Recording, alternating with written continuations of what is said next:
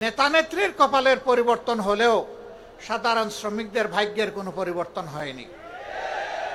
এই সমস্ত শ্রম বা শ্রমিক সমাবেশে বিভিন্ন দেশের সরকারি বিরোধী দল, বিভিন্ন পর্যায়ের রাজনৈতিক নেতৃবৃন্দ হাজির হন, বক্তব্য দেন, আশ্বস্ত করেন যে আমরা আপনাদের জন্য এই করব ওই করব, আপনাদের আর কোনো দুঃখ দুর্দশা থাকবে না। 140 বছরে যদি তাদের দেওয়া প্রত্যেকটা ওয়াদার তারা 10 শ্রমিকদের আর 1 মে আসলে এই দাবিতে সবাই দরদি আন্তরিক হয়ে ময়দানে নেমে পড়ে। বিকাশ পেমেন্টে 10,000 টাকার বেশি অফার, শপিং চলছে তো। একটা ব্যতিক্রম আছে। আমরা বিশ্বাস করি একটা সমাজে বিভিন্ন শ্রেণী এবং পেশার মানুষ থাকবে, কিন্তু সাধারণত দুনিয়ায় যদি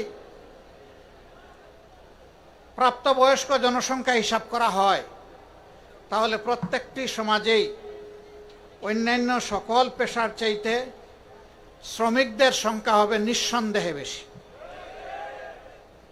এই বৃহত্তর জনগোষ্ঠীর প্রয়োজন এবং মর্যাদাকে উপেক্ষা করে একটা সমাজ কখনো টেকসই হতে পারে না, সত্যিকারের উন্নয়ন আসতে পারে না।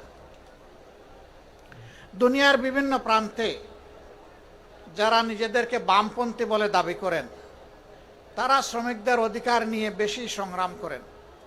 বাংলাদেশ, তার আগে পাকিস্তান, এইটা তার কোনো ব্যতিক্রম নয়, ধারাবাহিকভাবে চলে আসছে।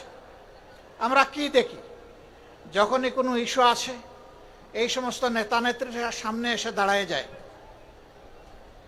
তারপরে এখানে আন্দোলন দানা বেঁধে উঠে, মাঠ গরম হয়, কিছু মানুষের জীবন যায়, কিছু মানুষ আহত হয়, কিছু মানুষের চাকরি যায়, কিন্তু নেতা নেত্রীরা রাতের আধারে তাদের ভাগটা পেয়ে যায়। তাদের ভাগ পেয়ে তারা সন্তুষ্ট হয়ে যায়, তখন গড়ে ওঠা আন্দোলনকে তারা ব্ল্যাকমেইলিং করে।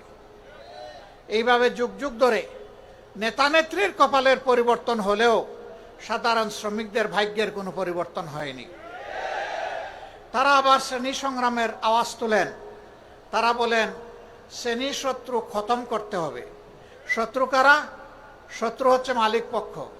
আচ্ছা, মালিকও যদি না থাকে তাইলে শ্রমিকটা কাজ করবে কোথায়?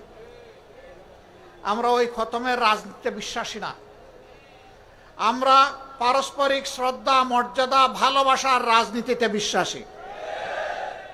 আমরা বিশ্বাস করি মালিক যদি শ্রমিকের উপর ইনসাফ করে, শ্রমিক তার সমস্ত যোগ্যতা উজাড় করে মালিককে সহযোগিতা করবে, কাজ করবে।